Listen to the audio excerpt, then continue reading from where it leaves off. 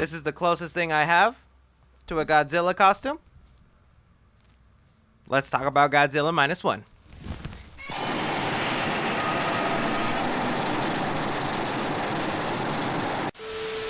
So with Godzilla Minus One, we follow the story of a Japanese kamikaze pilot who encounters Godzilla, putting him on a several-year path to try and take down the beast and save his city. That's all pretty much. I'll get any spoilers to you guys. This will be a spoiler-free review, Godzilla Minus One. Now, when it comes to a Toho Godzilla movie, I think it's best to tell you my relationship to Godzilla, because if you've watched the channel, you know, much more of a King Kong man. There's something about those hairy cheeks I just find mesmerizing, and just Godzilla has just always been a cool character in the side for me. My first introduction to him was the Roland Emmerich Godzilla movie, which is probably explains a lot. But I do have a soft spot for that movie, and growing up, I watched my fair share of random Toho movies here and there that also entertained me. But even when it came to like the big American Godzilla movies, I just never connected to them as much as other people. Yeah, I think Godzilla's a cool, badass monster, and I'm not gonna deny at all how popular he is. But I had yet to see a Godzilla movie that like really spoke to me, that really made me go, whoa,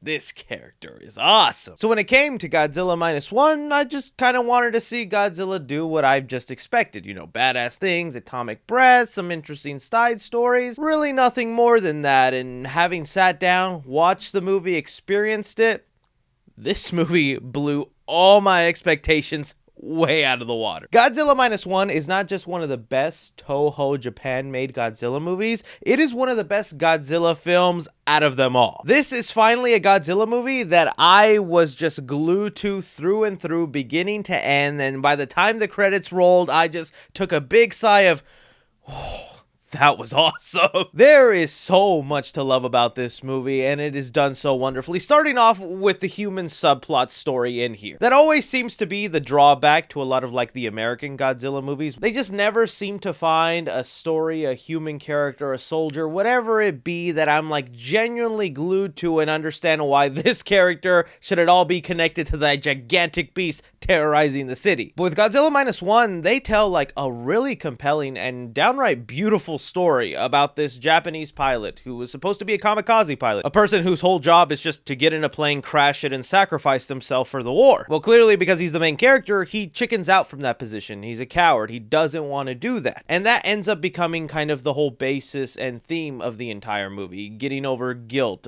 trauma, and the sacrifices you're willing to make for the people you love, and just the way that is all told and connected to Godzilla so seamlessly and perfect. Because while Godzilla Minus One has like a lot, and I mean a lot of Godzilla action, the moments you spend with the characters, the humans on screen, just trying to live their life, overcome certain struggles, completely invested. I was not bored with them. I was not waiting for when the next Godzilla appearance would be. I fully cared about this dysfunctional and odd family trying to make it through another Godzilla attack. While I myself didn't come to tears by some of the moments in the story, there were things that pulled at my heartstrings, got me a little bit emotional, and that's just awesome that they were able to do that. Another big thing you're gonna see talked about and people's minds just absolutely blown by is the effects. The visuals of this movie, best Godzilla has ever looked. At least in my opinion, the Godzilla we have on screen here and the visuals surrounding him, wow, they put a lot of the American stuff to shame. And I love the way Godzilla looks in the most recent MonsterVerse entries. But there is something completely different about this Godzilla and the way he moves about on screen, the close-up on the eyes, the angry faces it makes.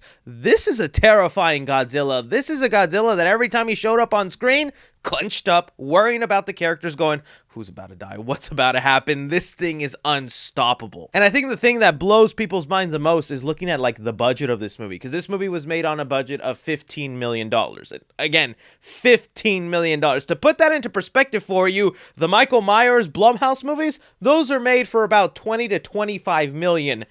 And look what they did with 15 million.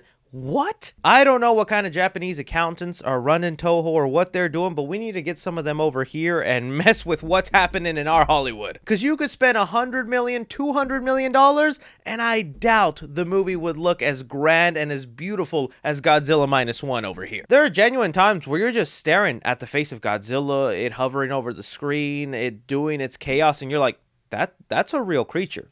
Somebody pulled out a camera and filmed an actual Godzilla, because holy crap, this looks good. And you know, to me, the real lesson in here, from what I understand and what I've been reading about this movie, this film had been in production since like 2019, so I'm assuming that's like when the visual effects and CGI work started. That's really the key. Whether you're spending $15 million on an action film to $100 million, if that $100 million movie only gives the VFX team 6 months to, you know, complete their work and then release it in theaters, that $100 million isn't going to do jack for the visuals, as opposed to a film that's going to spend a lot less, but give that creative team the time to polish, render, clean up those effects. It makes a world of a difference. But again, putting aside just the visuals and the stunning, beautiful nature of it, there's so many things about Godzilla Minus One that blends in modern action, whether it's like the visuals in terms of like the camera work, following a plane in the sky, or the way Godzilla is destroying a city. It feels very modern, but at the same time, the film has the aesthetic of like the original old Toho Godzilla movies, which I think is such an accomplishment, that you can blend in those two eras of Godzilla into one. Is so cool. Like, I just can't stop gushing about how badass like the atomic breath scene is, and the things they do with Godzilla's spine in here, along with like the musical score in here, some of the use of the classic Godzilla theme. It just like sends chills. Like, this is the thing that I should have seen as a kid that would have made me become obsessed. This wall probably would have been filled with Godzilla merch if I had seen this movie at like 7 years old. I think a lot of lessons can be learned from Godzilla Minus One, and it just sucks kind of like the only drawback to a lot of people experiencing and enjoying this movie is the fact that if you pay a ticket to go see it in theaters, you're reading subtitles the entire time. And I know that's not everybody's cup of tea, or you're someone like me who's afraid you just can't read fast enough and you like lose information. That was me as a kid. I'd have to pause the movie like,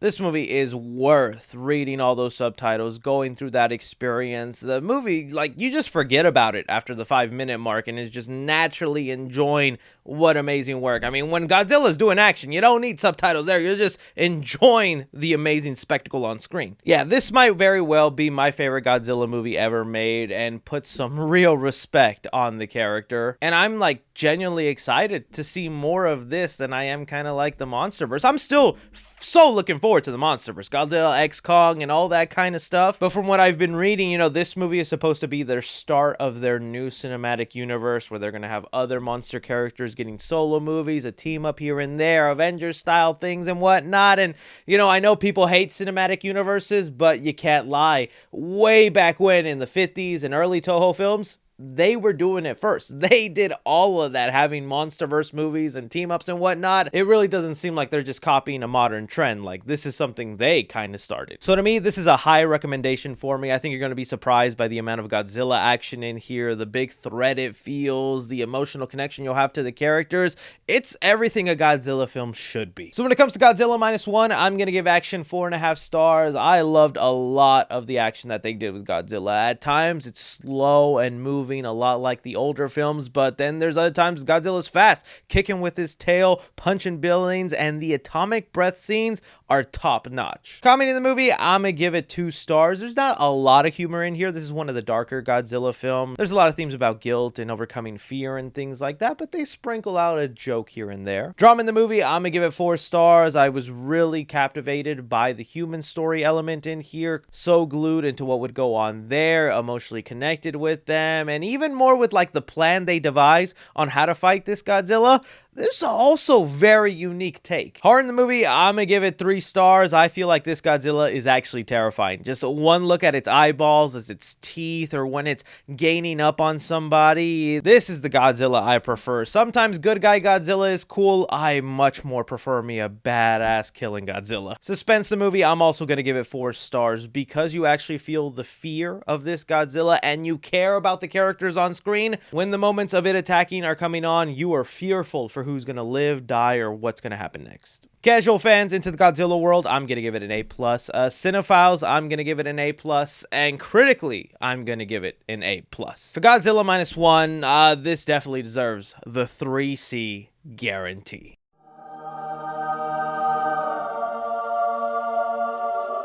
I think a lot of people are going to be walking out so happy with this movie, wanting to see more, and you know, it's a matter of time before Toho just becomes the absolute standard for Godzilla movies, and this is good for the American films. Competition is good, and it makes them go, oh, we need to step up our game a little bit. For those of you who got to see Godzilla Minus One, or if you're looking forward to seeing the movie, let me know your thoughts down below. But other than that, don't forget to like, subscribe, follow me on Twitter at 3C Films or on TikTok at 3C Films. But as always, I'm Chris. Take care.